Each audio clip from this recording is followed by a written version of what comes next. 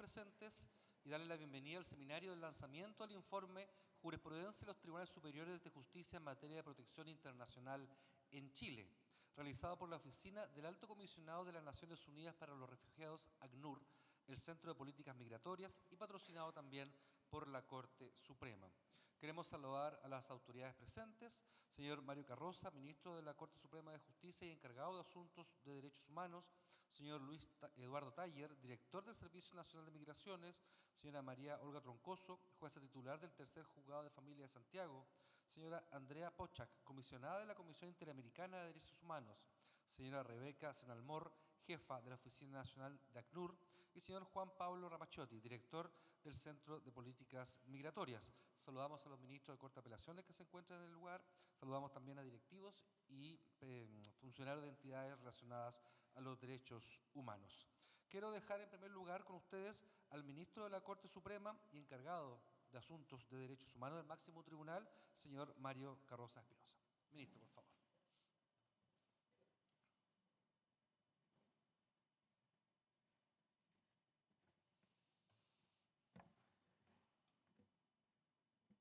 Buenas tardes. Me sumo a los vocativos ya anunciados. Quiero expresar mi sincero agradecimiento por la invitación que han extendido desde la Oficina Nacional del Alto Comisionado de las Naciones Unidas para los Refugiados, ACNUR, en Chile y en el Centro de Políticas Migratorias a la Corte Suprema, para que podamos participar en este seminario. La vinculación e intercambio de ideas del Poder Judicial con la actividad académica, la sociedad civil y los organismos internacionales en materia de derechos humanos es un asunto relevante, por lo que reviste un gran significado en lo personal para mí dar inicio a este seminario. Hoy, en esta instancia, ha de abordarse una cuestión de relevancia y urgencia, no solo para nuestro país, sino para toda la región. En efecto, es determinante preocuparse y ayudar a la protección internacional de las personas desplazadas y refugiadas y consensuar cuál ha de ser el rol de nosotros, los tribunales de justicia, a este respecto. Bajo el diseño del sistema de justicia chileno, debatir sobre el rol de los tribunales de justicia no es solamente conversar acerca de nuestras decisiones jurisdiccionales, en lo cual estoy involucrado como miembro de la Sala Constitucional de esta Corte, sino que también discurrir sobre aquellas medidas que como Poder Judicial adoptamos en el marco del gobierno judicial. Por lo mismo quisiera partir destacando una serie de acciones recientes que el Poder Judicial ha adoptado para avanzar hacia el pleno respeto y garantía de los derechos humanos de todos los habitantes de nuestro país.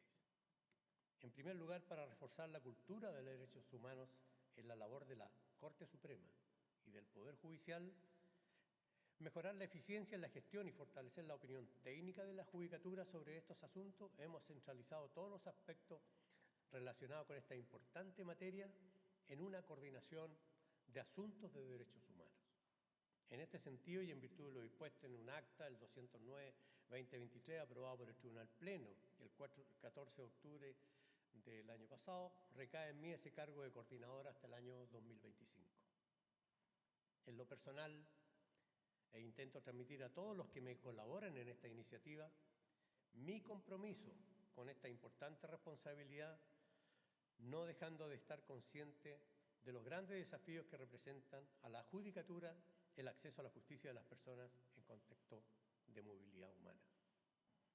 Por ello es que entre las iniciativas actualmente en desarrollo en materia de derechos humanos, nos encontramos trabajando en un proyecto denominado Proyecto de Acceso a la Justicia, Atención y Protección de Grupos Vulnerables en Frontera, con enfoque en derechos humanos. Ya ayer estuvimos en su lanzamiento. Esperamos concretarlo, hacerlo eficiente y efectivo.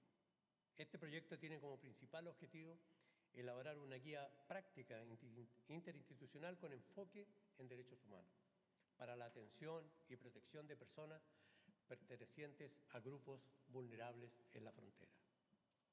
Cabe señalar que en este trabajo participan diferentes actores en la materia, tanto a nivel nacional como los actores locales de la región de Tarapacá, cuya jurisdicción ha sido piloto en estos asuntos.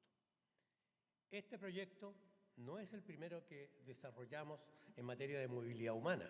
Ya hace un par de años elaboramos en conjunto con todos los actores incumbentes el protocolo para la protección de niñas y adolescentes no acompañados y separados en el contexto de la migración y o necesidad de protección internacional,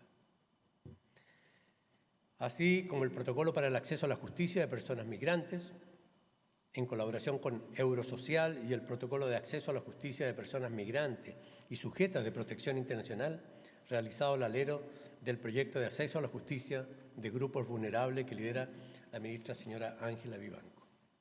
Estas acciones las hemos desarrollado en respuesta al contexto actual, el que se encuentra marcado por el incremento de los movimientos mixtos de población. Este escenario ha hecho necesario que actuemos y reflexionemos sobre la correcta aplicación de los mecanismos destinados a garantizar el cumplimiento de las obligaciones internacionales de los Estados en materia de derechos humanos y específicamente en lo que respecta a la protección internacional de personas migrantes. En este sentido, nos hemos encontrado frente a una realidad que exige un actuar transparente, justo y eficiente de los distintos poderes del Estado, en total consonancia con lo que es el derecho internacional. La migración forzada, definida como el movimiento de personas bajo coacción, ya sea por causas naturales o humanas, plantea desafíos complejos que demandan respuestas concertadas tanto a nivel nacional como internacional. En este contexto, es esencial revisar el papel que desempeñan los tribunales superiores de justicia en la protección de los derechos de las personas desplazadas y refugiadas. Organismos internacionales de derechos humanos han destacado el quehacer jurisdiccional del Poder Judicial chileno. A modo de ejemplo, el Comité de Protección de los Derechos de todos los Trabajadores Migratorios y sus familiares de Naciones Unidas, en sus observaciones finales sobre el segundo informe periódico de Chile, publicado en mayo de 2021, reveló entre los aspectos positivos el rol del Poder Judicial, en particular las sentencias de la Corte Suprema y de Cortes de Apelaciones, en el desarrollo de líneas jurisprudenciales que han incorporado estándares de derechos humanos en los procesos de expulsión y de ingreso al procedimiento para el reconocimiento de condición de refugiado respecto de personas migrantes y refugiadas. Precisamente, estas líneas jurisprudenciales y otras más son analizadas en el informe Análisis de Jurisprudencia de los Tribunales Superiores de Justicia en materia de protección internacional en Chile, el que conoceremos y en torno al cual ustedes debatirán el día de hoy, porque yo no estaré, digamos, pero por mi condición. Para la Corte Suprema resulta muy provechoso y enriquecedor celebrar instancias como las que nos convocan el día de hoy, ya que permiten intercambiar ideas y puntos de vista desde una mirada constructiva, analítica, en torno al quehacer jurisdiccional y su impacto en una temática tan actual y desafiante. El informe, en consonancia con el Comité de Protección de los Derechos de todos los Trabajadores Migratorios y de sus familiares, destaca el Poder Judicial como un ente relevante en materia de protección internacional, pues durante el periodo del tiempo analizado por este se ha posicionado como una instancia eficaz. Pero esta destacada labor no obsta a reconocer que aún tenemos importantes desafíos en torno a la aplicación del control de convencionalidad, la garantía de acceso a la justicia, el respeto al debido proceso y otras necesidades judiciales de las personas refugiadas y solicitantes de asilo. Precisamente, para rescatar valiosos aprendizajes de lo realizado con mira a abordar los desafíos presentes y futuros, este seminario representa una oportunidad invaluable. Estos aprendizajes y desafíos también son de utilidad para otras instituciones del sistema de justicia, así como a otros poderes del Estado, la academia y la sociedad civil. La magnitud de los desafíos que nos presenta la protección internacional, sin duda que demanda una colaboración estrecha, coordinada, entre todos los actores para abordar de manera integral esta problemática. Entonces, los invito a aprovechar al máximo este espacio de diálogo y aprendizaje. Y por supuesto que también a trabajar juntos para encontrar soluciones que garanticen el pleno respeto a los derechos humanos de todas las personas, independientemente de su origen o condición. Agradezco una vez más a la Oficina Nacional de ACNUR en Chile y al Centro de Políticas Migratorias por su compromiso con la justicia y la promoción de una cultura de los derechos humanos. Y espero con entusiasmo los debates y reflexiones que surgirán a lo largo de este seminario. Muchas gracias.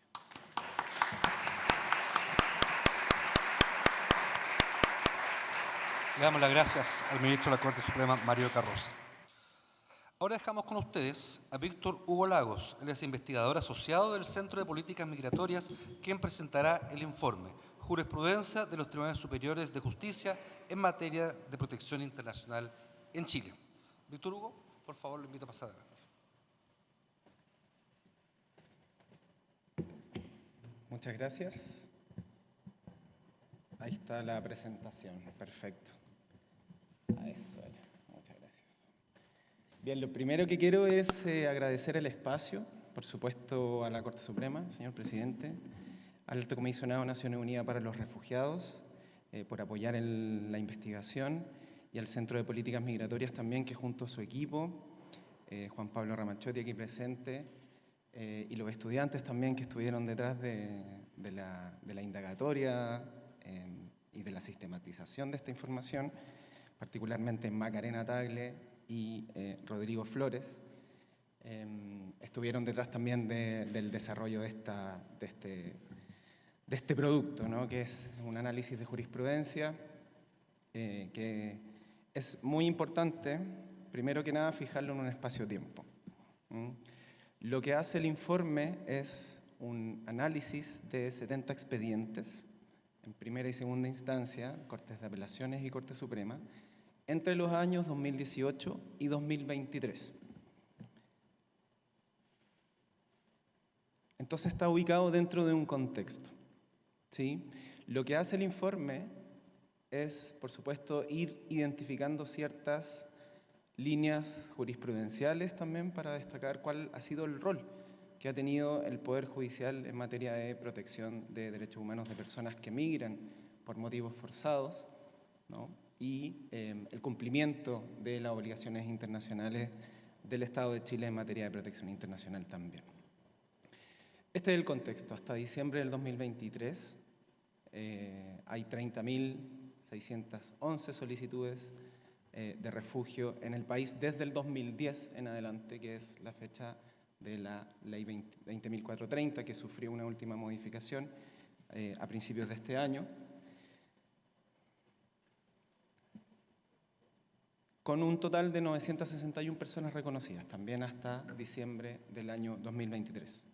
Lo dijo el señor presidente de la Corte, cómo se han visto incrementados los movimientos mixtos últimamente a países como Chile, sobre todo respondiendo a crisis humanitarias regionales. Eso yo creo que quienes estamos acá lo conocemos, lo sabemos, y muchos de ellos trabajamos en eso.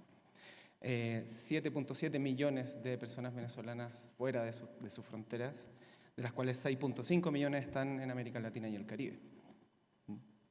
Y Chile posicionado como el quinto país de recepción de personas migrantes y refugiadas provenientes de Venezuela, con un número aproximado de 8.300 solicitudes de refugio pendientes a la fecha. Entonces, ¿por qué surge este informe? Bueno, primero por este contexto, ¿no? Es importante mirar los números, saber qué está pasando hacia esta parte del continente. Y segundo, porque por distintos motivos se fueron identificando denuncias, relatos de personas que no estaban pudiendo y no estaban logrando formalizar sus solicitudes de refugio ante las autoridades pertinentes del Estado chileno. Y ahí es donde surge precisamente la necesidad de identificar, bueno, cuáles son los mecanismos que garantizan el cumplimiento de obligaciones internacionales en materia de protección internacional. ¿Por qué? ¿Y por qué esto es importante? Bueno, porque este año también se cumplen 40 años de la Declaración de Cartagena, ¿no? Entonces, es algo que vamos a discutir durante este 2024 también. Y el Poder Judicial asoma, por supuesto, como un ente tremendamente relevante para estos desafíos, ¿sí? Porque frente a esta hipótesis, ¿no?, que es el no poder formalizar solicitudes de refugio, bueno, surge el Poder Judicial como una instancia para controlar los actos de la administración, ¿no es cierto?, y revertir dichas situaciones. Y prácticas asociadas al litigio, informes de la Contraloría General de la República, diversas publicaciones, estudios que se hicieron, daban cuenta, ¿no?, de la necesidad y de la judicialización de este tipo de situaciones, ya sea a través de recursos de amparo o recursos de protección constitucional también. Y por supuesto, no está de más decir que el año 2022 la Relatoría Especial de Naciones Unidas para Personas Migrantes relevó en uno de sus informes la importancia de cómo se iban identificando ciertos mecanismos a través de los cuales los estados debilitaban o dificultaban el acceso a la justicia de las personas que transitaban por los distintos territorios con necesidades de protección internacional. Y aquí hay un gran paraguas, ¿no?, que es precisamente el acceso a la justicia, que es uno de los puntos que también toca el informe. ¿Cómo trabajamos el informe? No fue fácil porque, aquí voy a ocupar una palabra muy pandémica, ¿no?, que nos tocó hacer una trazabilidad de la información que queríamos. No fue posible estudiar, obviamente, la totalidad de los pronunciamientos judiciales y fuimos identificando ciertos fallos más relevantes, ¿no? ¿Qué hacíamos, ¿no?, a propósito de esta trazabilidad? Bueno, junto al equipo del Centro de Políticas Migratorias, los estudiantes tuvimos muchas conversaciones, decir, bueno, ¿cómo llegamos a este número que es lo que nos va a permitir sacar estos lineamientos?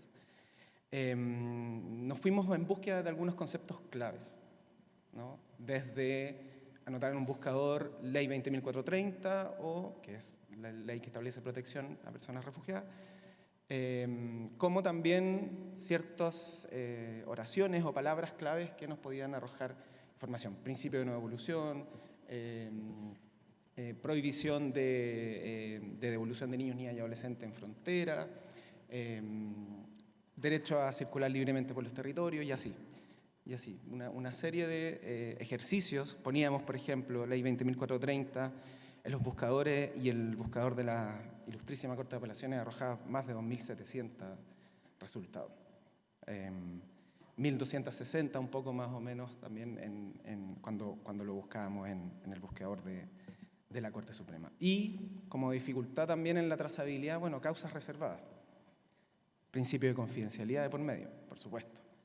Causas que involucraban a niños, niñas y adolescentes, ¿no es cierto?, donde de buena forma, y esto hay que decirlo, quienes recurrían ante la justicia decían, acá hay intereses que deben ser protegidos, por ende las causas se encontraban reservadas y nosotros como investigadores no éramos parte de las causas, por ende no podíamos acceder al expediente, ¿sí? Llegamos, abrió un poco eso la puerta, la necesidad también a reunirnos con instituciones relevantes que trabajan en esta materia, con clínicas jurídicas, con fundaciones, con servicios públicos también, un poco también entregándoles a ellos la posibilidad de decir, bueno, aquí nosotros tenemos una batería de casos, ¿no?, para que ustedes también puedan analizar. Y ahí paso, obviamente, a agradecer también a quienes tuvieron el tiempo de reunirse conmigo y conversar para generar, digamos, el insumo de esta investigación.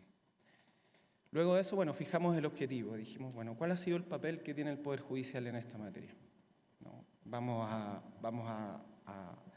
relevar no solamente la necesidad que han tenido las personas de que en cumplimiento de su derecho a acceso a la justicia recurran ante la justicia, por supuesto, sino que, bueno, ¿cuál ha sido el rol del Poder Judicial en la protección y garantía de los derechos de las personas refugiadas, solicitantes y otras que requieran protección internacional?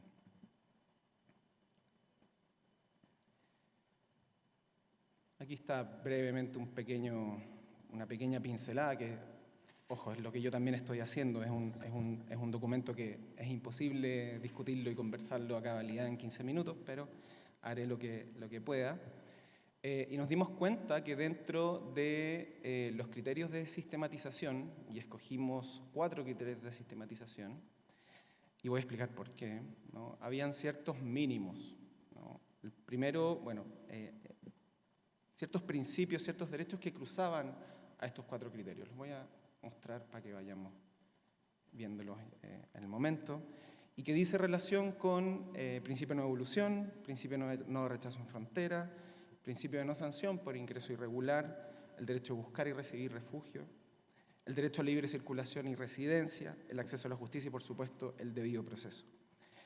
Este último, el debido proceso, fue un insumo, digamos, clave para escoger estos cuatro criterios de sistematización, que es lo que ustedes van a poder ver en el informe, porque la Comisión Interamericana de Derechos Humanos precisamente se ha pronunciado al respecto y ha señalado que el derecho a buscar y recibir asilo presupone siempre marcos procesales que ofrezcan garantías mínimas, que eran precisamente las garantías mínimas que se estaban denunciando como no respetadas, ¿no?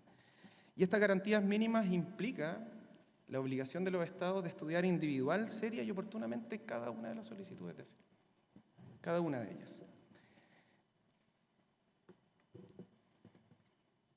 Escogimos estos 4 criterios y voy a dar algunas líneas generales en cada uno de ellos. Porque también, bueno, como bien les dije en un comienzo, respondía a un contexto. ¿Qué pasa en las fronteras, por ejemplo?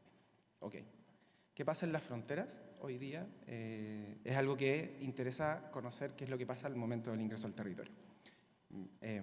Y así, bueno, aquí hay un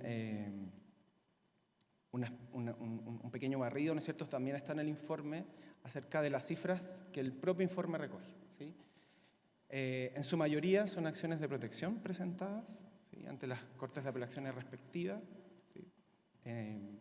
Y se concentran principalmente en la región metropolitana y en las regiones del norte, ¿ya? Las nacionalidades de las personas que están incorporadas al estudio, al análisis de jurisprudencia, son principalmente 3, cubana, venezolana, colombiana. Recogimos casos tremendamente relevantes en cuanto al fondo. Mujeres provenientes de Sierra Leona o de países como Siria, ¿no?, donde los contextos son muy distintos. Y aquí hay un dato relevante, que es una de las conclusiones del estudio: en el 62% de las acciones constitucionales presentadas ante las Cortes Superiores de Justicia, la acción fue acogida. Por ende, la reclamación que se presentaba permitió que la persona lograse formalizar su solicitud de refugio. Y aquí, para ir al análisis específico en cada uno de los criterios, tanto en ingreso al territorio como en ingreso al procedimiento, los primeros años de estudio, es decir, 2018 al 2020, establecía el criterio jurisprudencial, la línea jurisprudencial, la necesidad de que la persona certificara o de una u otra forma fortaleciera estableciera de forma concreta cuáles eran los medios probatorios de la solicitud, ¿sí? Es decir, usted efectivamente estuvo en frontera, usted efectivamente solicitó refugio en frontera, y si eso no quedaba aprobado los primeros años, digamos, la causa era rechazada, ¿sí? Pero después del 2020 en adelante, digamos que comenzaron a identificar en la jurisprudencia ciertos patrones, ¿no es cierto?, en los relatos muy presentes por parte de las personas que comenzaban de una u otra forma a compartir las alegaciones, ¿no es cierto?, no proporcionar la información debida en la frontera o en las oficinas de Servicio de Migraciones o lo que era antes el Departamento de Extranjería, etcétera, lo que eran las intendencias regionales también, la no entrega del formulario, ¿no es cierto?, otra cuestión que apareció mucho en el análisis. Y aquí es donde, tanto en ingreso al territorio como en ingreso al procedimiento, hay una especial consideración al principio de no evolución. Y aquí es importante mencionarlo, porque una línea jurisprudencial muy relevante que desarrolló la Corte Suprema en materia de principio de no evolución conllevó incluso a que la Corte Suprema, en uno de los fallos que después lo reiteró en varios otros, está todo citado, está todo con nota al pie para que puedan revisar los roles, estableció como interpretación correcta de la norma del principio de no evolución la implicancia de que prevalezca el principio, incluso por sobre la existencia de medidas de expulsión por ingreso por paso no habilitado. ¿Sí? Y señaló la Corte en un argumento tremendamente relevante, ¿no? Cómo carece de lógica y cómo genera una situación irregular de permanencia de la persona en el territorio, a la idea de que no tiene solución. ¿Por qué? Porque al aplicar principio de no evolución está la imposibilidad de ejecutar, ¿no es cierto?, la orden de expulsión, por la necesidad precisamente de respetar el principio, ¿no? La necesidad precisamente de respetar el principio hacía que el principio fuese más importante que la existencia de la sanción administrativa por el ingreso por paso no habilitado. Y en materia también de ingreso al procedimiento, ingreso al territorio, y por eso lo estoy viendo los dos al mismo tiempo, la Corte Suprema dijo, bueno, acá hay una naturaleza reglada del procedimiento, ¿no es cierto? Y todo lo que se aleje de esa naturaleza reglada, de acuerdo a las normas de la 20.430, es ilegal y arbitrario. Y ahí de una otra forma se levantaron distintas hipótesis, ¿no es cierto?, por parte de quienes presentaban las alegaciones. La omisión de entrega del formulario, los rechazos verbales. En algún momento la Corte Suprema dice, si es un rechazo verbal, difícilmente va a quedar registro de aquello, ¿no es cierto? Pero es tan reiterado, tan sistemático en el tiempo, que lo daba por enterado. Cuando la autoridad refería, por ejemplo, que la persona encargada de facilitar los formularios no se encontraba ese día ejerciendo funciones, y también cuando a las personas se les derivaba, también de forma verbal, a la sección de visas, ¿no?, impidiéndoles el ingreso al procedimiento. Y frente a y esto está también en el informe, frente a un sistemático número de pronunciamientos judiciales que recordaban la naturaleza arreglada del procedimiento, contenido en la Ley 20.430, es que, bueno, precisamente la Corte Suprema insta al Servicio Nacional de Migraciones a la dictación de un manual, de un protocolo, ¿no?, que regulase, digamos, las reglas de solicitudes de refugio en el país, que a juicio, digamos, de quienes estuvimos detrás de este trabajo, sienta, por supuesto, las bases también de la reforma legal última a la 20.430. ¿Sí? Últimos dos criterios, que dice relación con los enfoques diferenciados. Acá.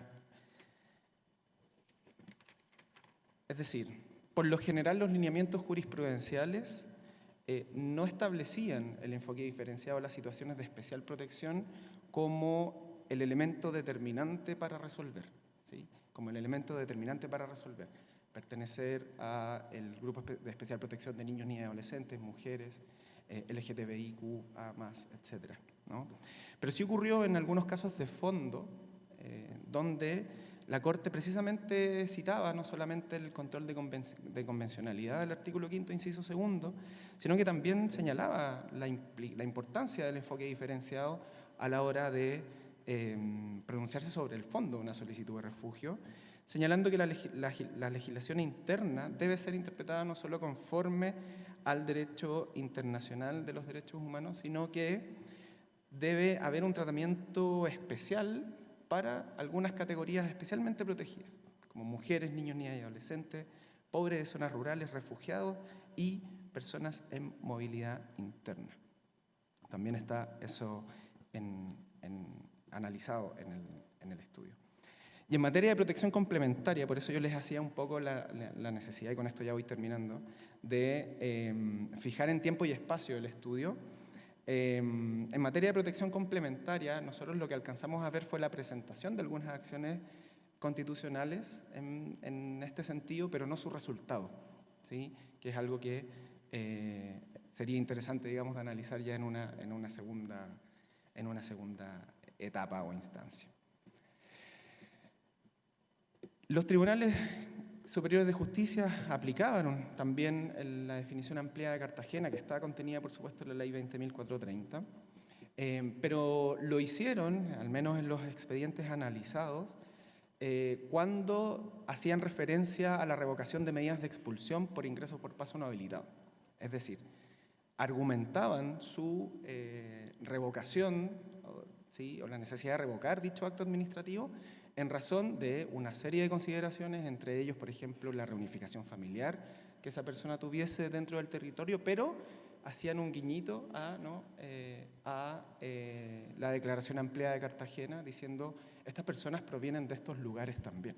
Por ende, esto es una consideración que nosotros tenemos para también fallar de esta forma, sin decir, y aquí está por eso señalo eso de la consistencia jurídica, sin señalar que al mismo tiempo la persona por ese reconocimiento pudiese activar un procedimiento de reconocimiento de la calidad de refugiado ante la autoridad pertinente. En materia de conclusiones, la labor de los tribunales de justicia ha sido tremendamente relevante. Ya dijimos aquí una cifra, el 62% de las acciones presentadas fueron acogidos.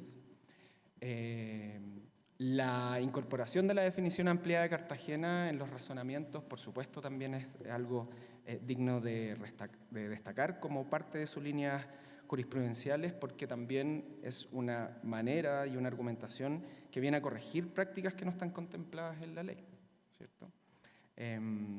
Y que funcionaron, digamos, como un filtro previo al acceso al procedimiento, estableciendo algunas evaluaciones de admisibilidad que la ley no contemplaba. Por último, el estudio propone algunas recomendaciones. La primera de ellas tiene que ver de, bueno, cómo se identifican acá ciertas prácticas que son incompatibles con el derecho internacional de los derechos humanos, ¿no es cierto? Y en el contexto de Cartagena, más 40, bueno, cómo esto funciona como un desafío. Cómo se proponen ciertas colaboraciones entre lo público también y lo privado para fortalecer las capacidades, ¿no es cierto?, no solo del propio Servicio de Migraciones para los correctos procesamientos de las solicitudes de refugio, sino que también cómo se va acompañando el análisis de cada una de las situaciones y, por supuesto, el estudio a través de trabajos conjuntos de la sociedad civil, de las organizaciones públicas, etc. Últimas dos recomendaciones dicen relación con una línea jurisprudencial que fue muy relevante y que apareció bastante, que es la importancia de la orientación, del derecho a la información que tienen las personas desde la frontera en adelante, y cómo en algún momento la Corte Suprema una y otra vez instaba a las instituciones involucradas a facilitar la información a las personas que se encontraban en las reparticiones y en las fronteras también solicitando protección internacional, y ahí destaco lo que el señor presidente de la Corte decía, de la conformación de una mesa de trabajo que puede, por supuesto, también relevar la necesidad de capacitar funcionarios y funcionarias en esta materia. Y por último, bueno, ver cómo va a ir ya con el lanzamiento de la Política Nacional de Migraciones, ¿no es cierto?, cómo va a ir surgiendo, cómo se va a ir aterrizando la bajada de lo que es hoy la protección complementaria en los casos de personas, por ejemplo, a quienes le ha sido rechazada su solicitud de refugio. En razón del tiempo lo voy a dejar hasta ahí. Agradezco la posibilidad de presentar y, bueno, espero que sea un trabajo productivo que ustedes puedan compartir también. Muchas gracias.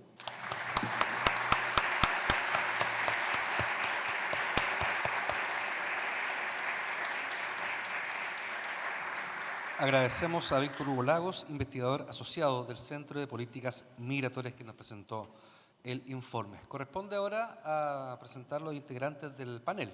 Quiero invitar a pasar a la mesa central a Luis Eduardo Taller, director del Servicio Nacional de Migraciones, María Olga Troncoso, jueza titular del Tercer Juzgado de Familia de Santiago, Andrea Pochac, comisionada de la Comisión Interamericana de Derechos Humanos, y también Rebeca Senalmor, jefa de la Oficina Nacional de ACNUR, que en esta ocasión moderará la conversación. Le queremos agradecer la presencia al ministro Mario Carroza Espinosa, quien por sus obligaciones debe seguir con una intensa agenda. Muchas gracias, ministro.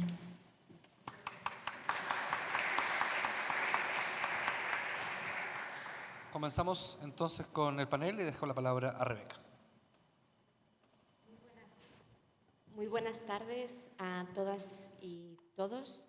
Especialmente, bueno, me gustaría saludar, por supuesto, a todos y todas las asistentes, que sabemos que son numerosas. Nos alegra y nos complace mucho ver tanto interés en algo en el que el equipo, tanto del Centro de Estudio de Políticas Migratorias como el ACNUR, ha puesto mucha dedicación y cariño. Un saludo muy especial a estos panelistas de lujo que tengo el privilegio de que me acompañen hoy en esta mesa, representantes de la Honorable Corte Suprema, por supuesto, al excelentísimo ministro de la Corte que por motivos de agenda ha tenido que dejarnos, y a los investigadores del Centro de Política Migratoria, sin cuyo trabajo no estaríamos aquí esta tarde. Es para nosotros desde ACNUR una inmensa alegría el poder estar hoy, esta tarde, con ustedes en el lanzamiento de este informe. Como veíamos en la presentación que nos hacía Víctor Hugo, sin lugar a dudas los Tribunales Superiores de Justicia han tenido un papel fundamental en la defensa, protección y garantía de los derechos de las personas que han tenido que huir, han salido de sus países dejándolo todo atrás. También refleja el estudio la relevancia del acceso a la justicia para las personas que necesitan protección internacional y el acceso a la representación jurídica que sea gratuita y de calidad, la que se entrega a través de la Corporación de Asistencia Judicial, y veo aquí a uno de sus representantes también en sala, así que muchas gracias por acompañarnos. Sí, algo que me gustaría destacar es que Chile es reconocido a nivel de toda la región por el gran avance que ha logrado en muchos de sus casos a través de estas sentencias que analizábamos previamente, en varias temáticas, una que no ha salido tanto en el estudio porque no es el objeto del mismo, que es la prevención de la patridia, pero también, y lo que sí ya veníamos como en otros temas, como el acceso al procedimiento de reconocimiento de la condición de refugiado y, por supuesto, la garantía del principio de no devolución, el principio de no refoulement, que es la piedra angular de la protección internacional. Pero ustedes no están aquí para escucharme a mí, sino que vamos a dar inicio y vamos a pasar más bien la palabra a los honorables panelistas que tengo el privilegio de que me acompañen, para que sean ellos los que nos comparten sus miradas sobre los desafíos y oportunidades que también existen. Entonces, vamos a dar inicio, si me permiten, con una primera pregunta que yo creo que nos puede ayudar un poco a aterrizar, y es ¿qué destacaría cada una y uno de ustedes de este informe? Si les parece, tal vez le podría dar la palabra, dado que estamos en la Casa de la Justicia, a la magistrada Troncoso para iniciar. Gracias, Rebeca, y muchas gracias por el informe, por la invitación, y felicitaciones por el informe. Me la ponen difícil porque además yo soy jueza a primera instancia. Entonces, observar, criticar o pronunciarme respecto de sentencias de la Corte Suprema es complejo para mí porque siempre van a estar bien, digo. Siempre van a estar perfectas, un fundamento maravilloso. Pero agradezco mucho que hayan pensado en el trabajo que hemos hecho desde los tribunales de familia en la protección de niños y adolescentes migrantes. Entiendo que por eso también me invitaron el día de hoy.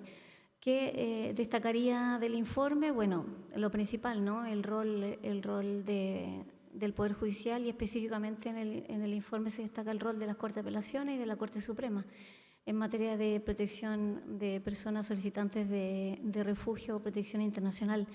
Hay que partir señalando que para lograr esta jurisprudencia, para asentar esta jurisprudencia, lo principal para el Poder Judicial es los principios de independencia e inamovilidad.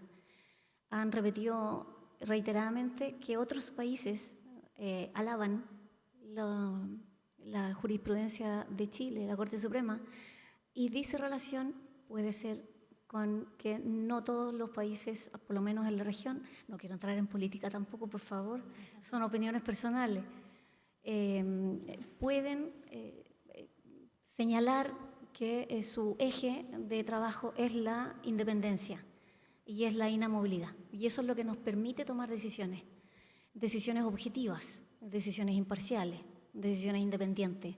Esa es la base. Y en virtud de ello, el rol del Poder Judicial para controlar actos administrativos que se alejan algunas veces, de principios internacionales y de compromisos internacionales suscritos por Chile. Y lo vemos reiteradamente, a veces lamentablemente como prácticas permanentes, hasta que cierto fallo de la Suprema cambia la cultura o la mirada.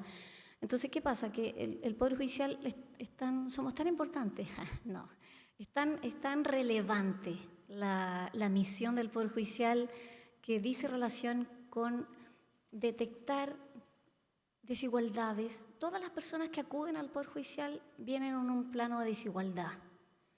Todas acuden en planos de desigualdad, en distintas materias, familia, laboral, amparo, protección, etc. Y la importancia del Poder Judicial es que tiene el rol de perpetuar, con las decisiones, perpetuar desigualdades en la sociedad, cronificar desigualdades de la sociedad o modificarlas. Es así de importante el rol del Poder Judicial, por lo menos en nuestro país. Y el informe da luces de aquello, cómo organismos del Estado modifican y ajustan sus prácticas a sugerencias, opiniones, resoluciones, órdenes judiciales que obligan, ¿no?, a que se garantice y se promueva y se proteja los derechos de personas en necesidad, en situación, digamos, de movilidad. Eso, no me quiero alargar más, me dan la palabra y voy a seguir de largo, pero eso es lo que yo rescataría primero del informe, el foco y la importancia, lo trascendental que significa en nuestro país el control de los actos administrativos a través de los recursos especiales destinados, las líneas jurisprudenciales que ya se enunciaron con bastante claridad y por qué culturalmente además en nuestro país es tan importante la jurisprudencia de la Corte Suprema en estas líneas. Muchísimas gracias, magistrada. Entonces, tal vez tomando esas últimas palabras, ¿no?, que estas sentencias han llegado incluso a hacer que se modifiquen prácticas por parte del Ejecutivo. Ahora me muevo más bien al Ejecutivo para escuchar del director de Migraciones cuáles los aspectos que destacaría de este informe. Muchas gracias primero por la invitación y felicitaciones por este primer paso. Entiendo que se da en esta materia del Centro de Política Migratoria. ¿Ya? Parece muy interesante el aporte que se realiza. En ese sentido, yo estoy, de acuerdo con el Poder Judicial. Siempre hay que estar de acuerdo. No, estoy completamente de acuerdo con lo que dice la magistrada, pero lo voy a decir desde el punto de vista del Ejecutivo. O sea, a mí me parece que la virtud que tiene el estudio, ¿ya?, digamos, que está presente, que está expresada en el estudio, que no está manifiestamente en las conclusiones, porque sí está expresada en el estudio, tiene que ver con que muestra muy claramente cómo un pronunciamiento de la Corte, ¿ya?, puede contribuir a la institucionalización de procedimientos administrativos más que corrección. Diría yo, institucionalización o consolidación institucional de procedimientos administrativos, ¿ya?, que garanticen el acceso a los derechos en este caso y el cumplimiento de la ley. O sea, creo que eso es lo que expresa claramente el estudio y más bien lo expresa el fallo y lo que, digamos, me estoy refiriendo al fallo al 115.005, ¿no es cierto? De qué manera ese fallo, digamos, expresa lo que es el Estado, ¿ya?, cómo funciona el Estado, ¿ya?, y esta relación entre Poder Judicial y Ejecutivo. Creo que queda muy de manifiesto así. Yo entiendo que la intención del estudio no era mostrar eso, ya era mostrar otra cosa, pero lo muestra claramente, ¿ya? Y me parece que es una gran virtud que yo de alguna manera destacaría como punto de partida. Ahora, no puedo dejar de señalar un aspecto de enfoque, ¿ya?, no del estudio, sino que del comentario que me corresponde hacer, ¿ya? Desde el punto de vista de la implementación de la norma, ¿ya?, de la ley, de los compromisos internacionales y de los fallos, ¿ya?, desde el punto de vista de nuestro servicio y del Ejecutivo, hay tres elementos que son importantes, ¿ya?, que no podemos obviar. y yo los vengo a traer, ¿ya?, para contextualizar un poco la forma en que desde el Ejecutivo, ¿ya?, nos podemos aproximar a un estudio como este. Hay una primera dimensión que es la legal jurídica, por decirlo así, que es la que expresa el estudio y que el ministro Carroza señalaba muy claramente como garantizar el correcto cumplimiento de las normas que protegen y establecen las garantías junto con el debido proceso, etc. Esa es una de nuestras labores, digamos, importantes, aplicar la ley, para decirlo en otros términos. Pero no es la única dimensión con la que lidiamos en la implementación de aquello, ¿ya? Hay una dimensión que también se alude o aparece en el estudio, que es la dimensión de gestión. O sea, ¿cómo implementamos aquello? ¿Ya? El Departamento de Refugio, para decirlo de una manera muy concreta, tiene 24 funcionarios con la jefa. Con la jefa son aquí en la región metropolitana, de los cuales 13 son funcionarios de elegibilidad, 9 de registro y 1 de reasentamiento. Entonces, claro, hay una dimensión de gestión, ¿ya?, en el Estado que dialoga, ¿ya?, necesariamente con la dimensión legal jurídica, ¿ya? Y eso es ineludible. O sea, que el funcionario no esté en la ventanilla tiene que ver con la gestión, ¿ya? O sea, no podemos obviar esa segunda dimensión. Y hay una tercera que es política, ¿ya?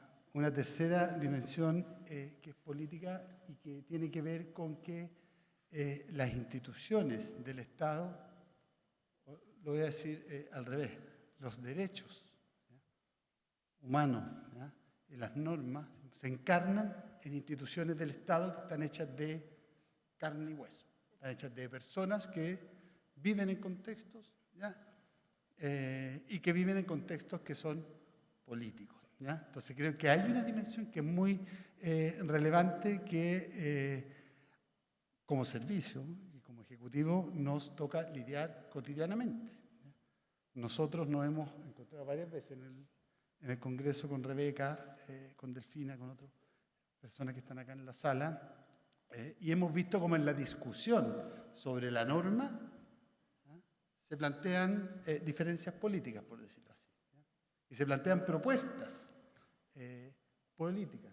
Si tuvieran la oportunidad de seguir el cambio a la ley de refugio que estamos implementando, ahora en el centro que entró en vigencia hace un par de meses atrás, tuvimos, digamos, ocasión de ver esa discusión política, donde se discutieron, por ejemplo, cuestiones como la posibilidad de mantener en reclusión a las personas mientras se tramita la solicitud de refugio, ¿ya?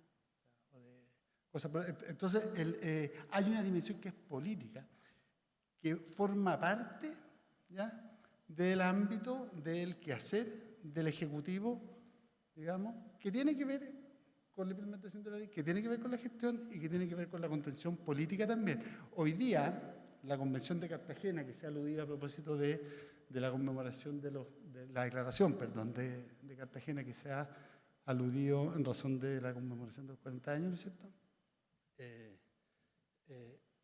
Es vinculante, ciertamente, porque está en nuestra ley, ¿ya?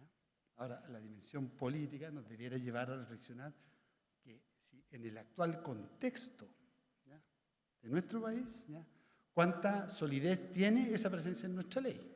¿Cuánta garantía? O sea, la dimensión política también, digamos, tiene que tener un elemento, yo creo,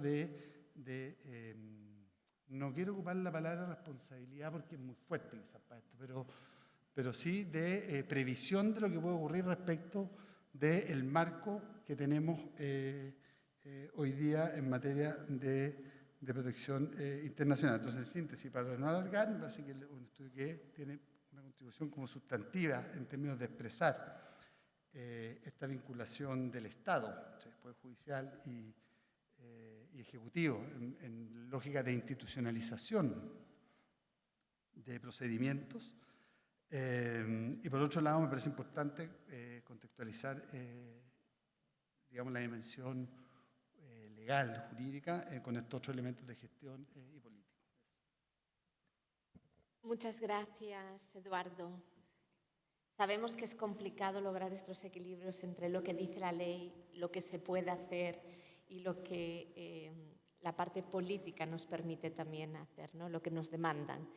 Y en ese sentido también me gustaría mucho escuchar a la comisionada Pochak sobre sus perspectivas con respecto al informe, para ahondar un poquito más en esta discusión. Y antes de pasarle la palabra, comisionada, comentarles que tenemos unos colegas que están recogiendo sus papelitos. En el caso de que tengan preguntas, va a haber un espacio adicional para preguntas. Entonces, agradecemos que o con Pedro o con Valeria puedan compartir las suyas. Comisionada. Bueno, muchas gracias. Buenas tardes a todos y todas. Un enorme placer participar en esta actividad. Agradecer la invitación, especialmente a ACNUR, que ha facilitado mi viaje y que está apoyando mucho a la Comisión Interamericana y a la Relatoría de Movilidad Humana de la Comisión Interamericana, que tengo el gusto de liderar, sobre todo en estos primeros 65 años de la Comisión Interamericana. La Relatoría de Movilidad tiene casi 20 años, pero la Comisión Interamericana está celebrando 65 años de trabajo. ¿Qué destacaría del informe? Bueno, el informe es muy oportuno un poco porque lo que dijeron acá, para conocer las líneas jurisprudenciales de Chile que se han establecido en materia de protección de las personas en movilidad, migrantes, refugiadas, solicitantes de asilo. También representa una oportunidad el informe para reflexionar sobre el papel que desempeñan o que deben desempeñar los funcionarios y las funcionarias del Poder Judicial. En el sistema interamericano lo llamamos operadores de la justicia. El rol que deben desempeñar en materia de protección de derechos humanos en general y en particular en la protección de los derechos de las personas en movilidad, que están obligadas a ejercer un control de constitucionalidad y de convencionalidad al resolver los asuntos en el ámbito de sus competencias. También es importante el informe para reflexionar sobre el papel que debe desempeñar el sistema judicial en controlar el desempeño de las autoridades administrativas y controlar que esa actuación sea adecuada a los compromisos, a las normas locales y a los compromisos internacionales asumidos por el Estado. Y para remediar eventualmente, si esa actuación no fue correcta, para remediar esas situaciones que pueden acarrear violaciones de derechos humanos. Y el informe también, y esta actividad es una oportunidad para reflexionar, para repasar algunos de los estándares internacionales en materia de protección de derechos de las personas en movilidad o de protección de personas migrantes, refugiadas.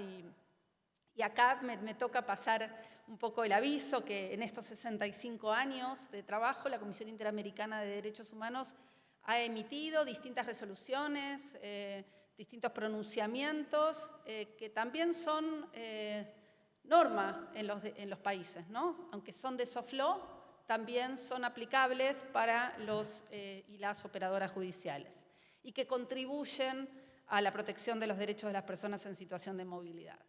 Y quiero, muchas de las cosas que se dicen en el informe y que se repasan en esas sentencias están receptadas en, por ejemplo, la resolución 4 del año 2019 de la Comisión Interamericana, que establece los principios interamericanos sobre los derechos humanos de todas las personas migrantes, refugiadas, apátridas y víctimas de la trata de personas, que es un conjunto de directrices que están disponibles en la página web de la Comisión Interamericana, que buscan apoyar la acción de los estados, de las organizaciones de la sociedad civil, de los organismos internacionales, para concretar los estándares del sistema interamericano en materia de protección de personas en movilidad. O la resolución 2 del año pasado, del año 2023, sobre la protección del derecho a la nacionalidad, la prohibición de la privación arbitraria de la nacionalidad y la prevención y reducción y erradicación de la apatría. A estas dos resoluciones se suman un conjunto de informes temáticos, guías prácticas, otras resoluciones que pueden orientar a las autoridades estatales, tanto administrativas como judiciales, y por eso los invito a visitar esa página. Entonces, El informe y el repaso de esas decisiones, de esas líneas jurisprudenciales, son oportunas para repasar algunos de esos estándares que están receptados en los instrumentos internacionales y en estas normas de soft law que acabo de mencionar. Por ejemplo, el debido proceso, el derecho al debido proceso del que ya se ha hablado, que es un eje central en las líneas jurisprudenciales sistematizadas en el informe y que, según la Comisión Interamericana, es el derecho que tiene toda persona ante todos los órganos y autoridades de la Administración de Justicia en cualquier proceso legal conducente a la restricción o reconocimiento de sus derechos, y también se puede ejercer ante funcionarios y autoridades específicamente encargados de la determinación de su situación migratoria, y que debe ser reconocido el debido proceso legal independientemente del estatus migratorio. Tiene que tratarse de un derecho con posibilidad real de ser ejercido y no solamente formal. Implica básicamente contar con representación legal y con, lo que se dijo acá, acceso a la información sobre cuál es el procedimiento aplicable. Y por eso, para garantizar el debido proceso, los Estados deben permitir la entrada al territorio con el fin de dar acceso a los procedimientos conducentes a valorar las necesidades de protección internacional. Se tiene que brindar información del procedimiento, no pueden ser rechazadas las personas en la frontera sin un análisis adecuado e individualizado de sus peticiones. El debido proceso penal establece que el derecho penal no es una respuesta proporcionada para responder a la irregularidad migratoria, que las decisiones que se tomen tienen que ser fundamentadas y tienen que ser revisables judicialmente. Y que esos recursos deben tener efectos suspensivos. Entonces, aprovecho el informe y esta actividad para repasar algunos de los estándares interamericanos que están vigentes en la materia y que muchas de las líneas jurisprudenciales que el informe revisa receptan. Muchas gracias. Muchísimas gracias, comisionada, también por esta revisión de los distintos documentos de gran relevancia que la CIDH ha puesto a disposición de los Estados y que sin duda alguna apoya e ilustra el trabajo tanto administrativo como de los operadores de justicia, como usted dice. Por cuestiones de tiempo y por la riqueza de las exposiciones de los panelistas, tal vez uniría las siguientes preguntas para poder avanzar un poquito más. Entonces, me gustaría ahora poder escuchar de ustedes no solamente qué aspectos de la jurisprudencia consideran relevantes, porque algunos de ellos ya lo hemos escuchado en sus intervenciones, pero un poco cómo llevamos eso a la práctica. Es decir, cuáles serían los principales desafíos y también oportunidades para el sistema de asilo, o mejor dicho, para el sistema de protección internacional, que es un poquito más amplio en el contexto actual, también teniendo en cuenta lo que el director de Migración nos decía antes, que el contexto político del país sabemos cuál es. Tal vez ahora me gustaría empezar con usted, director. Sí, agradezco haber juntado las dos preguntas porque la segunda era bien complicada. Para nosotros dos, porque era como decirle a la Corte cuáles serían los puntos relevantes que debiera atender. Así que agradezco. En términos de los desafíos, bueno, yo creo que son bien, de alguna manera, busqué esbozarlos en la primera intervención. Creo que hay desafíos emergentes, y hay otros que son bien claros. O sea, creo que un desafío claro hoy día que tenemos como país es resguardar el sistema de protección. Creo que eso es evidente que es una necesidad. Yo creo que no podemos, creo yo, dejar de mirar el contexto actual regional, no solo nacional, como una potencial amenaza al sistema de protección. Y lo digo así de claro. O sea, creo que ese es un desafío que es bien relevante. Y por eso a mí me parece que la discusión en torno a Cartagena más 40 tiene que ser una discusión donde la dimensión política esté presente. ¿Ya? Yo sé que esto es complejo de decir, ¿ya? Porque, digamos, normalmente la discusión en términos del cumplimiento de los compromisos internacionales, ¿ya? Da por supuesto que la dimensión política, voy a decirlo de esta manera, va a obedecer. ¿Ya? Pero no es así. ¿Ya? Entonces yo creo que es muy importante que en esta discusión que se hable, que se está dando, que hay un ciclo que termina, digamos, a fin de año, aquí se logre discutir las condiciones reales, ¿ya? Que tiene hoy día la implementación de Cartagena, de la Declaración de Cartagena. ¿Cuáles son las condiciones de implementación de aquello? ¿Ya? En nuestro país y en el contexto regional, evidentemente. Me parece que si no abordamos esa discusión, vamos a estar, digamos, dándole la espalda a la realidad. ¿Ya? Me parece que es muy evidente que obviar digamos, el contexto en ese sentido nos puede llevar a un camino donde efectivamente lo que ya tenemos en materia de normativa interna en cuanto a protección no se mantenga eventualmente en el tiempo. ¿Ya? Por eso creo que ahí hay un desafío súper importante. Tenemos otros, nosotros en el servicio más mundano, ¿no es cierto? Tenemos 11.000 solicitudes pendientes. Voy a suprimirme también a ese tipo de cosas, ¿no es cierto? Como la capacidad. Tenemos una que es muy relevante que tiene que ver con la protección complementaria. ¿Ya? Creo que ahí también hay una discusión que no se ha dado con la suficiente, digamos, profundidad y transparencia quizás. ¿No? Nosotros tenemos una definición en la Política Nacional de Migración en ese sentido. Tenemos una definición en términos de... y fue una discusión que efectivamente dimos internamente, ¿no es cierto?, en la CONARE, ¿no es cierto?, ACNUR participó también, participaron distintos actores en términos de definir la protección complementaria como un elemento para ampliar las causales que no estaban en la ley. Y de ahí que se incorporó el elemento de persecución por motivos de género o violencia sexual o intrafamiliar. ¿Ya? Cuestión que, dada la modificación legal, se incorpora dentro del sistema de ingreso al sistema de protección a través del servicio. ¿Ya? O sea, es un desafío como también que tenemos muy sobre la mesa, implementar eso, implementar la nueva normativa, ¿no es cierto?, a propósito de la etapa inicial, pero yo creo que el fundamental es el que señalé al comienzo, ver cómo le ponemos realismo político a la discusión en términos de protección. ¿Ya?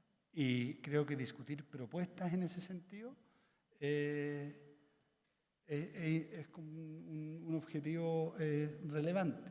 ¿Ya? A mí, digamos, voy a manifestar una preocupación respecto de la discusión en torno a Cartagena. Me preocupa que finalmente se acuerde una suerte de hoja de ruta genérica, ¿ya?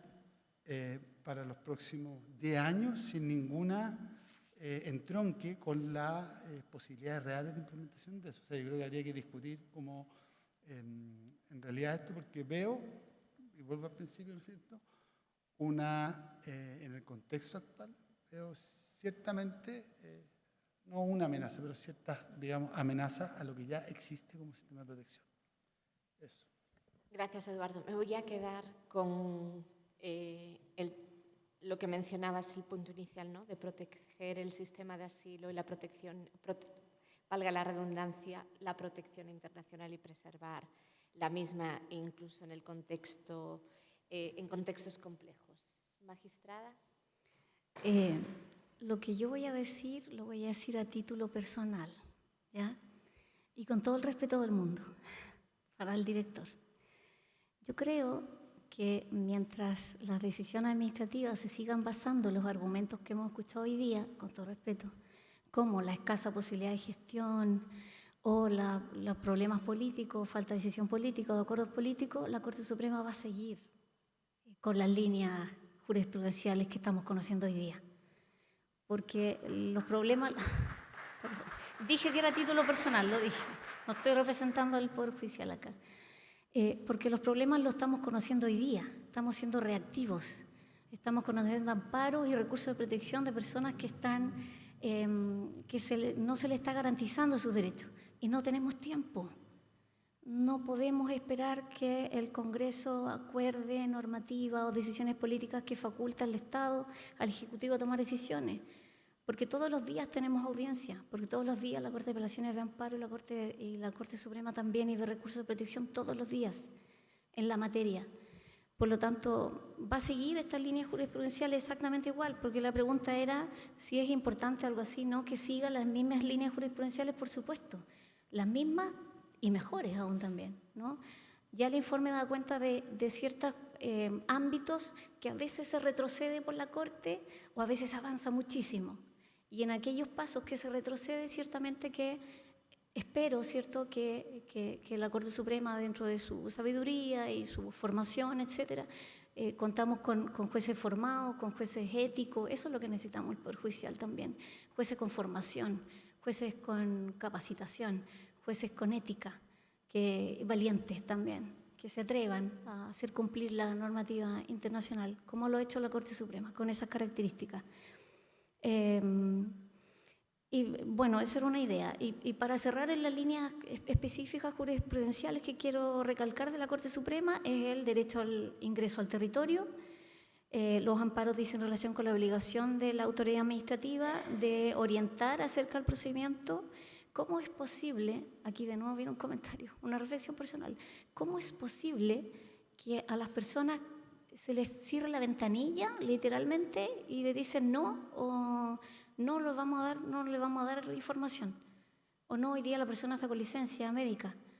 Y es imposible que sepamos el número de personas que le está pasando eso. La radiografía es parcial, muy parcial, porque son las personas que se atreven a decir que le está pasando eso. Pero ¿qué porcentaje les ocurre que nunca nos enteramos? Y es gravísimo. Y los recursos están interpuestos en contra de la PDI y en contra del servicio, por cosas tan domésticas como esa. La Corte Suprema también ampara, digamos, el principio y invoca el principio de reunificación para permitir el ingreso a las personas solicitantes de la condición de refugio, y también muchas veces para dejar sin efecto decisiones de expulsión administrativa por ausencia de debido proceso, reunificación. Ojalá se empezara un poquitito más a determinar el interés superior. Como jueza de familia, ojalá viéramos una línea jurisprudencial de determinación del interés superior. Pero todavía no se llega a eso, pero ojalá se llegase. Tenemos que partir en primera instancia y ahí hay una autocrítica. En primera instancia aún está muy débil el invocar instrumentos internacionales, sobre todo en tribunales de familia, en materia de medidas de protección, en materia de cuidado personal, en la protección que debemos brindar a niños y adolescentes, sobre todo los no acompañados y separados. La Corte Suprema ha impulsado con mucha fuerza, ha capacitado, pero aún hay decisiones recientes, muy recientes, en que derechamente contraviene la normativa internacional, en primera instancia, contraviene derechamente. Y hay una jurisprudencia de la Corte de Apelaciones de Santiago que tiene una semana, un fallo muy bonito, en que da cuenta de esas ciertas irregularidades que están pasando en primera instancia. Así como yo critico con respeto al director, también es necesario autocriticarse y hacer presente que muchas sentencias no son como las Cortes Supremas que estamos conociendo hoy día. También algunas y de primera instancia, y especialmente en familia, están yendo por otro lado y alejándose de los criterios internacionales. Bueno, el otro segundo línea jurisprudencial es el derecho al inicio, al ingreso del procedimiento. Ya lo hacía presente, el criterio de celeridad. El criterio de celeridad. No se puede esperar 4 o 6 meses, 1 año, etcétera, a que entreguen un formulario o que no lo entreguen derechamente, verbalmente además. La medida de expulsión vigente no es impedimento para solicitar la condición de refugiado. También hay jurisprudencia que en el informe que señala la Corte Suprema dijo eso, que una medida de expulsión vigente no es impedimento para la solicitud de condición de refugiado. y la práctica sistemática de impedir el inicio al procedimiento a través de las prácticas que le estaba señalando recién. El principio no devolución por sobre una medida administrativa. Y eso también, si uno lo cruza, imposible como mi rol de juez de familia no salirme, pero si uno lo cruza con el interés superior, vaya que los jueces de familia tenemos fundamento para tomar decisiones también en el área proteccional, para los niños y para sus adultos y para el grupo familiar. Y no lo hacemos todavía, y yo creo que por falta de formación, solo por falta de conocimiento y capacitación. Y ahí está el rol de los curadores, y ahí está el rol de los abogados, a que recurran para que conozcan las cortes y revoquen, etc. Bueno, y los desafíos, yo creo que es fortalecer, y aquí voy a tomar el informe derechamente, fortalecer las capacidades de las instituciones públicas y privadas, generar planes de formación.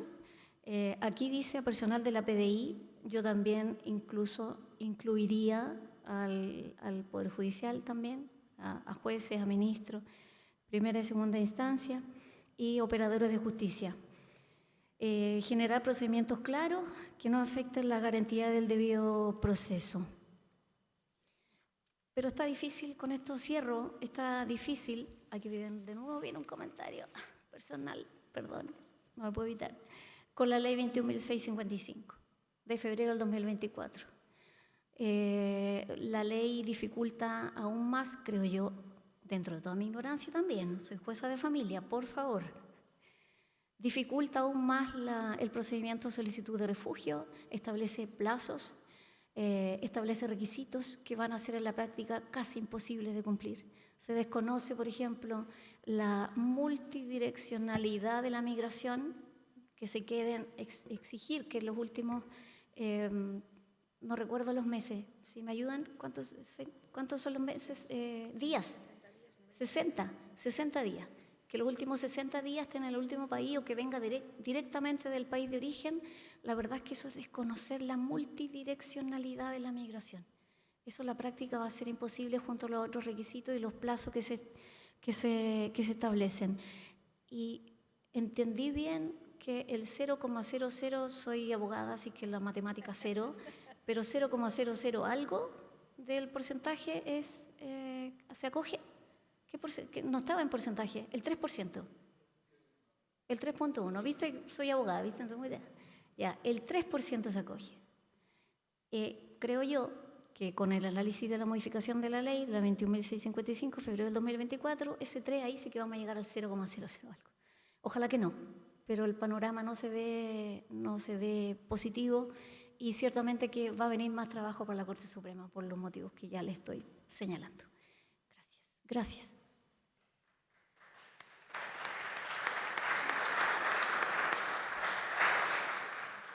Muchas gracias, magistrada. Como usted menciona y hablaba también el director, muchos desafíos. Yo creo que aquí va a ser muy útil también tener a veces estas miradas más desde arriba, ¿verdad? Más regionales, que puedan tener una dimensión un poco más amplia, porque el desafío de la movilidad, y lo mencionaba el magistrado Carroza, el ministro, en su intervención, es que es muy amplia y no solamente de Chile. El desafío es un desafío regional y global. Entonces, ahí tener instituciones como la Comisión nos ayudan a ver un poquito más de lejos.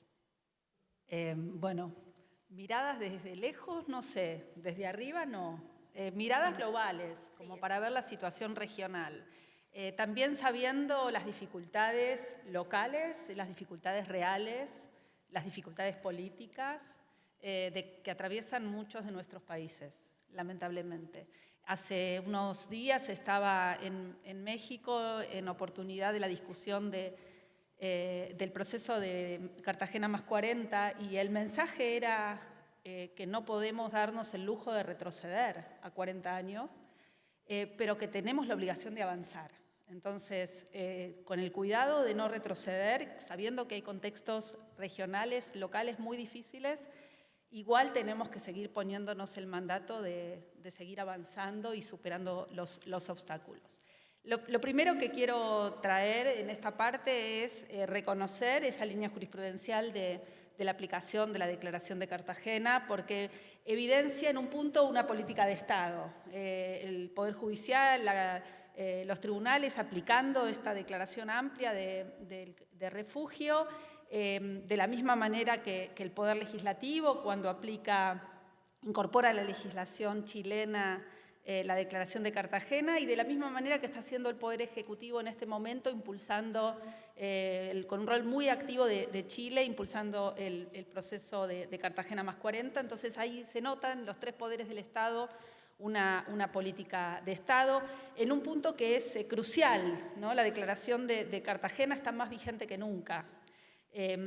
A 40 años las necesidades de protección internacional, de proteger a las personas que se desplazan porque su vida, su seguridad, su libertad han sido amenazadas, están siendo amenazadas por la violencia generalizada, la agresión extranjera, los conflictos internos, la violación masiva de los derechos humanos o cualquier circunstancia que perturbe gravemente el orden público, como dice la Declaración de Cartagena, está más vigente que nunca en la región y es una necesidad urgente. Entonces, celebrar esa línea jurisprudencial que es muy importante. Y luego, para pasar a los desafíos, hay en materia de jurisprudencia, hay un desafío importante, resaltamos las cosas buenas y los avances significativos de la jurisprudencia chilena y de la Corte Suprema en particular. Hay un punto que nos deja desde la Comisión Interamericana con cierto tono de preocupación, un cambio en una línea jurisprudencial de la Corte Suprema en cuanto al requisito para acceder a la condición de refugiado, sobre todo de las personas que ingresaron de manera irregular, y la obligación de autodenunciarse. En ese sentido se nota cierto retroceso al permitir que un manual de procedimientos determine esto. Entendemos que ese manual de procedimientos en este momento está bajo el análisis de la Contraloría General de la República, pero desde la Comisión Interamericana estamos mirando con alguna preocupación el establecimiento de ese requisito, ¿no? de autodenunciarse para poder acceder al procedimiento de refugio bajo la amenaza o la pena de tener por desistido el procedimiento si así no ocurre. Ese es un primer desafío que está dando vueltas. La Comisión Interamericana viene supervisando la situación de la política migratoria y de protección internacional de Chile hace muchos años. Hemos recibido varias denuncias por episodios de violencia y actos de xenofobia en contra de la población en movilidad en el norte de Chile, fundamentalmente población de origen venezolana. También hemos recibido denuncias sobre procedimientos de expulsión que no cumplieron con el debido proceso, procedimientos que no contemplaron el principio de unidad familiar o de reunificación familiar. Hemos llamado la atención, hemos emitido algunos comunicados de prensa. Seguimos recibiendo información, lamentablemente, que da cuenta de esta práctica de expulsión de personas sin debido proceso se mantiene, por eso es muy importante el control judicial. La Comisión está mirando también con mucha preocupación las recientes reformas de la Ley sobre Protección a Refugiados y la Ley de Migración y Extranjería, que entraron en vigor a finales de febrero del 24. Nos preocupan varias cosas, y yo no lo digo de tono personal, lo digo como relatora de movilidad de la Comisión Interamericana. Las reformas incorporan una etapa de verificación inicial en el procedimiento de reconocimiento de la condición de refugiado que pretende rechazar in limine, ¿no?, algunas solicitudes manifiestamente infundadas. In limine porque no contemplan un pronunciamiento sobre el fondo de la solicitud. Y además establecen la posibilidad de que ese rechazo, que no está fundado en temas de fondo, pueda ser dictado por una autoridad que no es la autoridad contemplada por la ley, ¿no? Es otra autoridad de inferior jerarquía. Es un tema que le preocupa a la Comisión. También le preocupa a la Comisión las disposiciones incorporadas con la reforma, que establecen que solamente pueden solicitar asilo en Chile quienes llegan al territorio chileno directamente del país en el que peligra su vida e integridad, sin contemplar, como dijo la magistrada, que muchas veces en la región, las personas que requieren protección internacional deben transitar por países de tránsito para acceder al país en el que se sienten seguras. Le contaba a algunos colegas antes de comenzar que estuve la semana pasada en Colombia, en la frontera de Colombia con Panamá, en las puertas del Darién. Y si yo les contara las historias que escuché ahí de personas que definitivamente necesitan protección internacional y que hace meses o hace años están transitando de país en país. Salieron de Haití, pasaron por Brasil, llegaron a Chile, fueron a Perú, van a Ecuador, venezolanos que dan vuelta por el continente hasta poder cruzar la frontera y seguir subiendo, que intentaron, probaron suerte en otros países y no lo lograron. Esa es la realidad migratoria, esa es la realidad de los flujos de nuestra región. Muy difícil que alguien directamente del país llegue a Chile, ¿no? Es muy posible que antes haya pasado por otros lados. ¿Eso significa que no necesita protección internacional? ¿O eso significa que Chile no le puede proveer protección internacional? Claro que Chile sí, claro que puede proveer. Es un país que tiene condiciones para proveer protección internacional. Entonces, estas limitaciones no reflejan la realidad de las personas que necesitan protección internacional. También nos preocupa el plazo de 7 días, desde el ingreso al país hasta el inicio del trámite. Es un plazo muy pequeño que no tiene en cuenta la especial situación de vulnerabilidad que atraviesan muchas personas con necesidad de protección internacional. Y también nos preocupa esa ampliación del límite territorial, ¿no?, de la frontera para llevar a cabo devoluciones sin un procedimiento adecuado. Temas de preocupación y de enorme desafío para la política migratoria y de refugio de Chile. Ahora, los desafíos son, como dijeron, regionales. Chile forma parte de una región que está atravesando desafíos enormes en materia de dinámicas migratorias. Las dinámicas migratorias en la región siguen cambiando y es necesario conocerlas para poder adoptar políticas efectivas, realistas, para poder dar respuestas a esas necesidades de protección. En los últimos años se ha observado un incremento sin precedentes de personas que se están desplazando en la región. Según los informes de tendencias globales de ACNUR, en 2012 en la región había 806.600 personas refugiadas reconocidas en las Américas. 2012, 806.000. 10 años después, frente a un incremento significativo, exponencial, de los flujos migratorios y de personas con necesidades de protección, simplemente el dato de Venezuela, para sumar en estos 10 años, millones de personas venezolanas, haitianas, en fin, en estos 10 años se multiplicó exponencialmente el número de personas en movilidad. Eran 800.000 las personas refugiadas. Las cifras de ACNUR indican que solo 800.000 personas reconocidas como refugiadas. Esto demostraría que los estados están utilizando otros mecanismos para atender a personas en contextos de movilidad humana. Pero a la vez, los datos disponibles ponen de relieve la persistencia de las causas estructurales que generan los desplazamientos forzados. No se están terminando los flujos migratorios, están multiplicándose cada vez más. El aumento, como apunta la Comisión Interamericana, está relacionado con la persistencia de factores de expulsión, como la persecución política, la existencia de conflictos armados, persistencia de conflictos armados en muchos países, de violencia generalizada, de grave desorden público, el flagelo del crimen organizado, de la pobreza, la falta de oportunidades, la crisis climática, en fin, persisten y aparecen nuevas causas estructurales que generan los desplazamientos.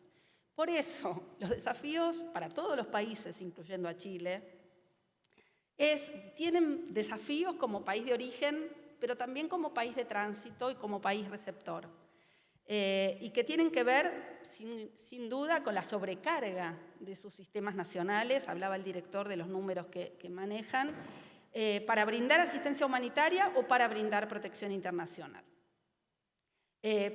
Y por eso, para terminar, digamos, nosotros desde la Comisión Interamericana vamos a seguir marcando las cosas que nos preocupan, vamos a seguir señalando las cosas que están mal para poder avanzar, defendiendo las cosas que están bien para que no haya retrocesos y para superar estas dificultades que tienen algunos países, pero que son definitivamente dificultades regionales para avanzar en la protección de los derechos humanos de todos y todas. Muchas gracias.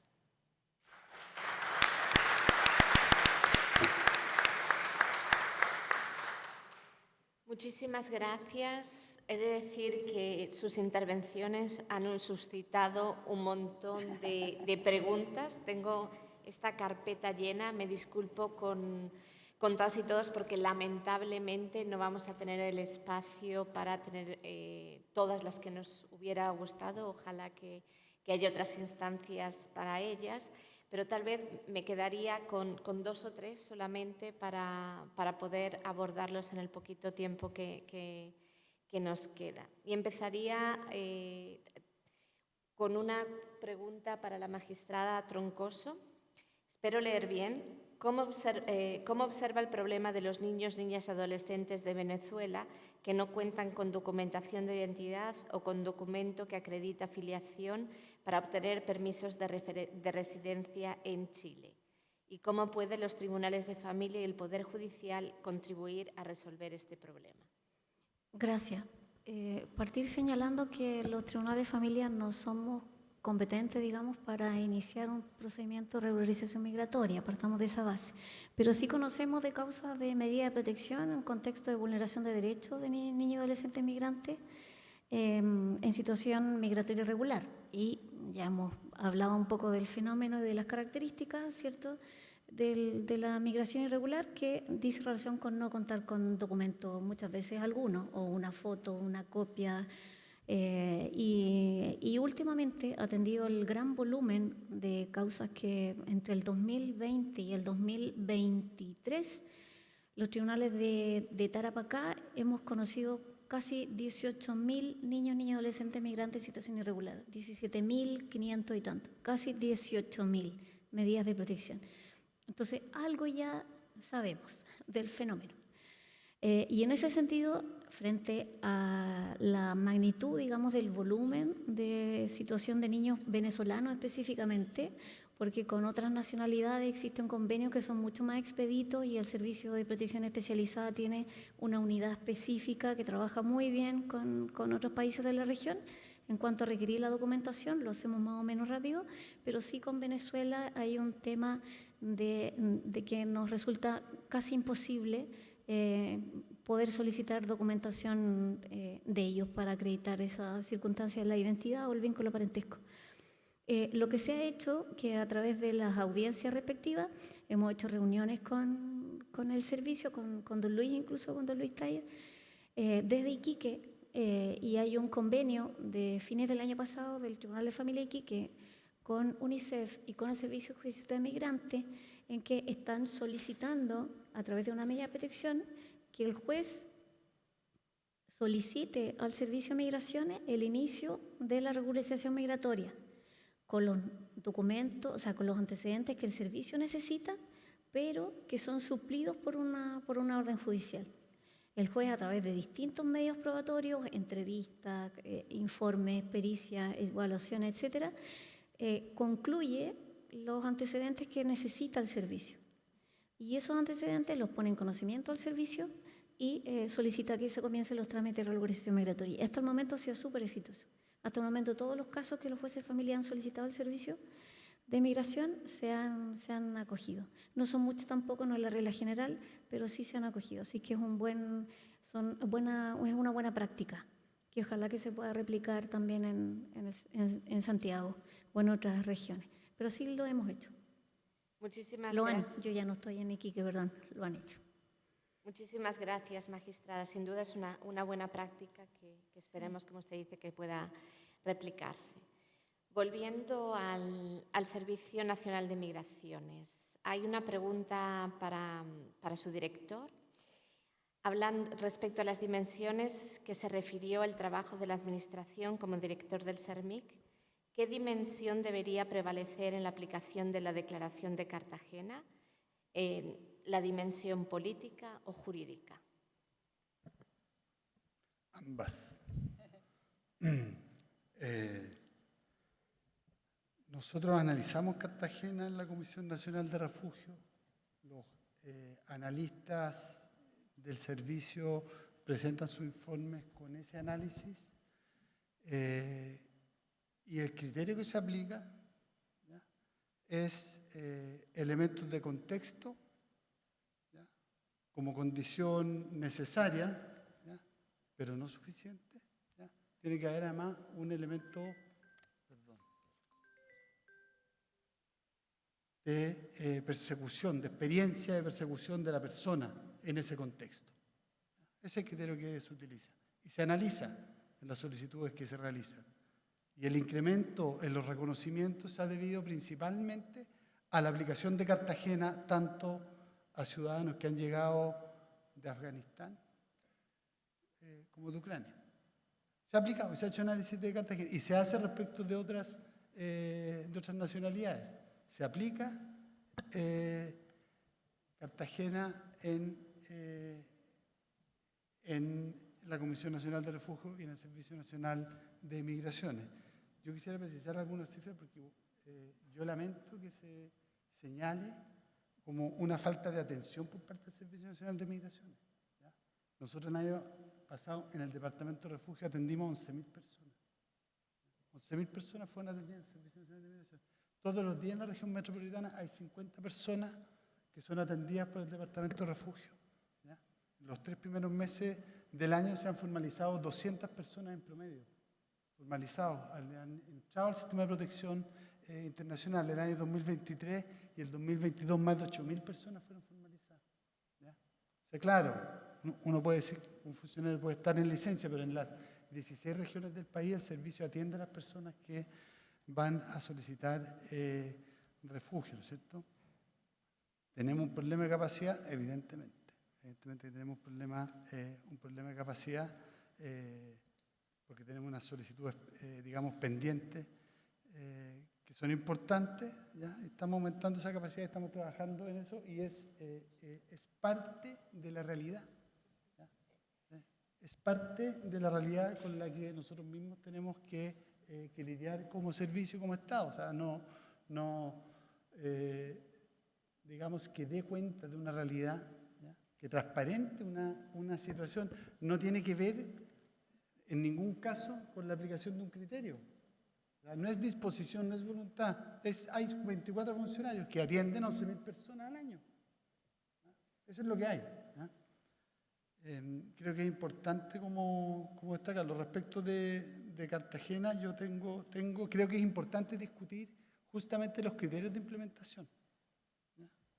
Creo que es importante y creo que no se discuten y se suponen, ¿ya? Se supone que, porque esa es la discusión, y está de alguna manera expresado en la introducción del informe, que hay que aplicar Cartagena a cualquier ciudadano venezolano que venga de Venezuela. ¿Es eso? ¿Ya? Haití, ¿ya? Digamos, discutamos cuáles son los criterios de aplicación de Cartagena, ¿ya? O sea, nosotros estamos abiertos y lo discutimos permanentemente en la CONAR y lo hacemos en el análisis y acabo de transparentar la forma en que se analiza Cartagena hoy día en este país, ¿ya? Y cómo lo hemos aplicado, ¿ya? Creo que esa es la discusión que hay que dar, pero hay que darla abierta, ¿ya? Hay que darla de frente y no sobre la base de supuestos. Creo que es fundamental. No creo que Cartagena esté en buen pie en la región, porque salvo Brasil, y nosotros para el caso de los haitianos, de los afganos y los ucranianos, yo no veo dónde más se está aplicando, ¿ya? Entonces creo que es importante que demos la discusión en términos de las condiciones de aplicación de Cartagena, y creo que es una discusión que no se ha dado, efectivamente. Muchas gracias. Pasamos ya a la última pregunta y me disculpo porque se quedamos un poquito sobre el tiempo para la comisionada. ¿Cuál es la visión a nivel regional del rol del Poder Judicial para resguardar los estándares internacionales en materia de protección internacional? Bueno, en general el Poder Judicial es uno de los principales actores responsables en los estados de proteger y garantizar los derechos humanos. El sistema universal, el sistema interamericano está basado en el principio de complementariedad y los poderes judiciales de nuestros países desempeñan un papel esencial y tienen la responsabilidad principal en la protección de los derechos humanos. La mayoría de las peticiones y casos, diría todas las peticiones y casos que la Comisión Interamericana tiene que analizar o que ha tenido que analizar a lo largo de su historia, tienen un componente de violación, de posible violación de la protección judicial o del debido proceso. Es decir, solo llegan al sistema interamericano o al sistema universal casos, situaciones que no tuvieron un adecuado tratamiento por los tribunales locales. De manera que es obvio que la protección de derechos humanos requiere de poderes judiciales, de sistemas judiciales muy activos, muy comprometidos en la protección de derechos humanos en general y de los derechos de las personas en movilidad en particular. Me parece que en los últimos años, yo llegué a la Comisión Interamericana hace pocos meses, desde enero que soy comisionada, pero tengo 25 años de trabajo en el sistema interamericano porque fui peticionaria y también fui representante del Estado y fui parte de la CONARE en Argentina, así que conozco las dificultades que tienen los sistemas de refugio en los países. Y conozco el sistema interamericano, digo, hace 25 años y ha habido un avance importante en cuanto al conocimiento que tienen los poderes judiciales, los sistemas judiciales en materia de derechos humanos, de la apropiación que están haciendo los poderes judiciales de los tratados, de los instrumentos de derechos humanos. Hace muchos años atrás se creía, lo más común se decía que los temas de derechos humanos correspondían al Poder Ejecutivo, ¿no? Que la responsabilidad internacional era cuando los gobiernos cometían violaciones de derechos humanos. Creo que esta conciencia fue cambiando y los poderes judiciales en general asumieron, con avances y retrocesos, asumieron el rol fundamental que tienen para la protección, para garantizar la vigencia de los tratados de derechos humanos en los países. Y bueno, este informe refleja avances importantes en la jurisprudencia de Chile y bienvenido que así sea. Muchísimas gracias. Rebeca, disculpa, Sí. ¿me das un segundo la palabra? Yo quiero aclarar que en ningún caso, director, dije que había falta de servicio. No tengo competencia alguna para hacer esas apreciaciones, para nada. Solamente hice presente que hay fallos específicos dentro del informe que dan cuenta de casos específicos que la Corte Suprema conoció, que dice relación con aquello. Pero no es una apreciación liviana ni general, porque no tengo, insisto, competencias para decir algo así. Y si se sintió que le falte respeto, le pido disculpas. Muchas gracias, magistrada, también por la acotación. Yo creo que me quedaría con un par de puntos, destacar no solamente la relevancia del informe, pero el papel tan importante que tienen los tribunales y que siguen teniendo para la protección y salvaguardia de los derechos de las personas, incluyendo aquellas que necesitan protección internacional, los muchos desafíos que existen, pero también ligarlo a las oportunidades que tenemos en estos momentos, incluyendo el establecimiento de los protocolos y las distintas medidas que sabemos que ya se están trabajando y que incluyen al Ejecutivo, al Poder Judicial, a la Policía, Carabineros y otras instancias. Y bueno, tomamos nota también de algunas de las medidas para poder seguir trabajando de manera coordinada. Muchísimas gracias a los y las panelistas por sus tremendas intervenciones y exposiciones y muchas gracias también a todas y todos ustedes. Sí, muchas gracias. Gracias.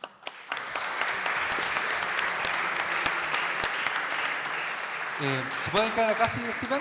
Le quiero dar la palabra para cerrar esta actividad a Juan Pablo Ramaciotti. Él es director ejecutivo del Centro de Políticas Migratorias, quien va a hablar del podio, así que por lo tanto pueden quedarse las panelistas en el lugar.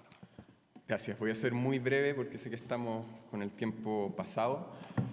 Primero me gustaría agradecer a quienes se han sentado hoy día a conversar, a la comisionada, al director, a la magistrada. Creo que sentarse a hablar de estos temas es difícil. Se muestran tensiones, se muestran desafíos, se muestran oportunidades también, pero creo que ser capaces de sentarnos a hablar de estos temas con respeto, con la mayor objetividad posible, poniendo sobre la mesa qué es lo que hemos hecho bien y cuáles son las áreas en que tenemos que mejorar, ya es un paso adelante para poder hacer las cosas mejor. Y en ese sentido, agradecemos mucho la voluntad y la posibilidad de estar hoy día sentados, sentadas acá conversando de estos temas. Segundo, agradecer al equipo que participó en la elaboración de este informe, agradecer a ACNUR por impulsarnos también a hacer este trabajo, por apoyarnos y estar acá hoy día, a la Corte Suprema por abrirnos sus puertas para poder hacer este trabajo, al ministro Carroza, a la Dirección de Estudios de la Corte, que nos apoyaron mucho con esto.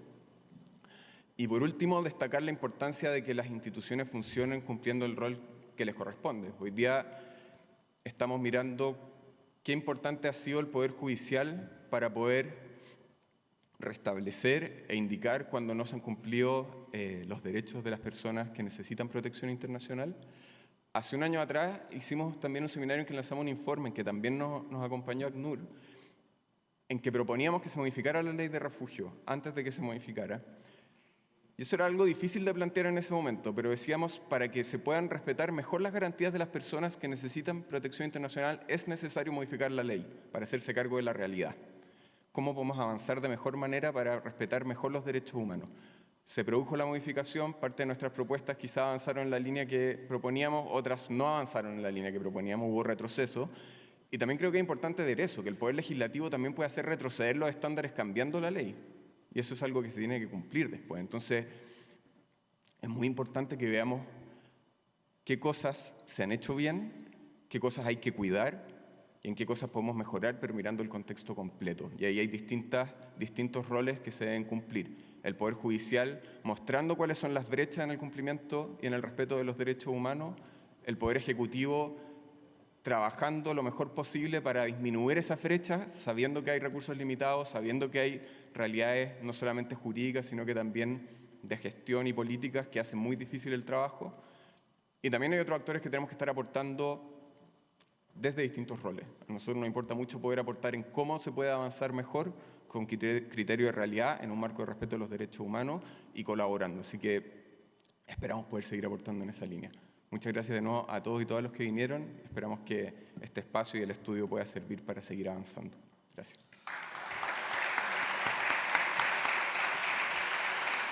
Muchas gracias a todos por su presencia, por su participación. Los invitamos a un café de cierre en el primer piso, en la escalera central, para terminar y seguir conversando sobre este tema. Muchas gracias.